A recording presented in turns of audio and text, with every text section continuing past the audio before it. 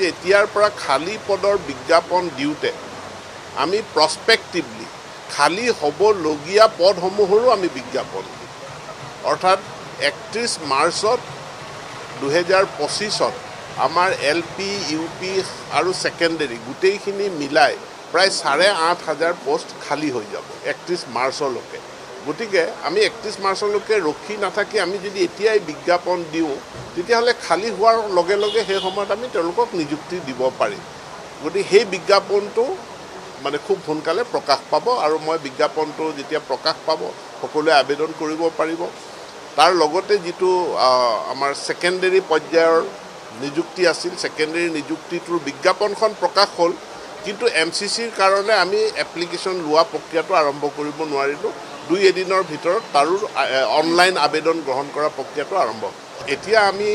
LP UP যিসকল ঠিকাভিত্তিক শিক্ষক আছিলে সমগ্ৰ শিক্ষাৰ অধীনত যাক আমি SSA কন্ট্ৰাক্টুৱেল আৰু ষ্টেট পুল কন্ট্ৰাক্টুৱেল বুলি কওঁ তেওঁলোকৰ চাকৰি নিয়মীয়াকৰণৰ কাৰণে অসম চৰকাৰে এটা প্ৰচেষ্টা আৰম্ভ কৰিছিল কিন্তু সেই সকল শিক্ষকৰ মাজৰে পৰা একাংশ পুনৰ হাইকোৰ্টত তেওঁলোকে গ'ল গতিকে হাইকোৰ্টত এটা চলি আছে এনে পৰিস্থিতিত আমি তেওঁলোকৰ চাকৰিসমূহ নিয়মীয়াকৰণৰ প্ৰক্ৰিয়াটো আইনী জটিলতাৰ কাৰণে পিছুৱাই নাৰাখি আমি এটা স্পেচিয়েল ৰিক্ৰুটমেণ্ট ড্ৰাইভ কৰিব বিচাৰিছোঁ LP UP য'ত অনলি কন্ট্ৰাক্টুৱেল টিচাৰ কৰ্মৰত কন্ট্ৰাক্টুৱেল টিচাৰসকলেহে আবেদন কৰিব পাৰিব বেলেগে আবেদন কৰিব নোৱাৰে তো এই প্ৰক্ৰিয়াটো খুব সোনকালে আৰম্ভ হ'ব একেধৰণে আমাৰ যিসকল হাইস্কুলত এডিশ্যনেল কন্ট্ৰাক্টুৱেল টিচাৰ আছে তেওঁলোকৰ কাৰণেও একেধৰণৰ এটা স্পেচিয়েল ৰিক্ৰুটমেণ্ট ড্ৰাইভৰ দ্বাৰা তেওঁলোকৰ চাকৰিসমূহ নিয়মীয়া কৰাৰ আমি ব্যৱস্থা